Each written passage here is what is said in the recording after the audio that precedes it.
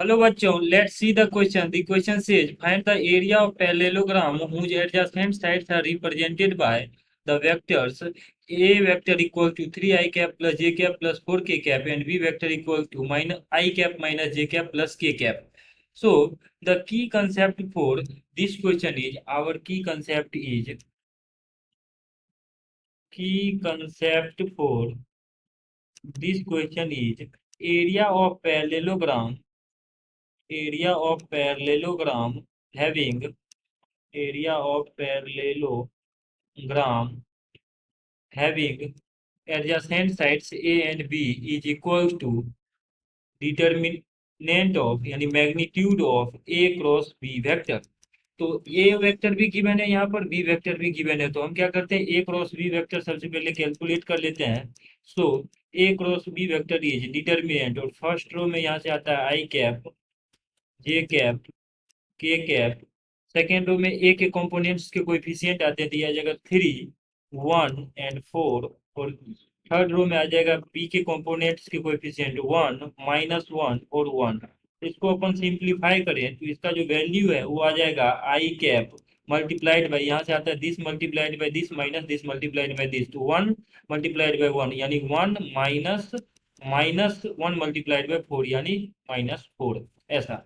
Minus जे cap, और इसको simplify करेंगे तो ये आ जाएगा 3 multiplied by 1 that is 3, -4 multiplied by 1 यानी -4, प्लस का के कैप मल्टीप्लाइड बाय, और यहाँ से आ जाएगा 3 मल्टीप्लाइड बाय -1, तो -3 - 1 मल्टीप्लाइड बाय 1 डेट इज 1। इसको सिंप्लीफाई अपन करते हैं तो इसका वैल्यू आ जाएगा 5 I कैप, और यहाँ से आ जाएगा 3 - 1 तो -1, माइनस माइनस प्लस आ जाएगा, प्लस का जे कैप, और यहाँ से आ जाएगा माइनस का 4 k कैप। तो यहाँ से हमने A cross B vector calculate किया, तो our A cross B vector is 5 I cap plus J cap -4 k cap.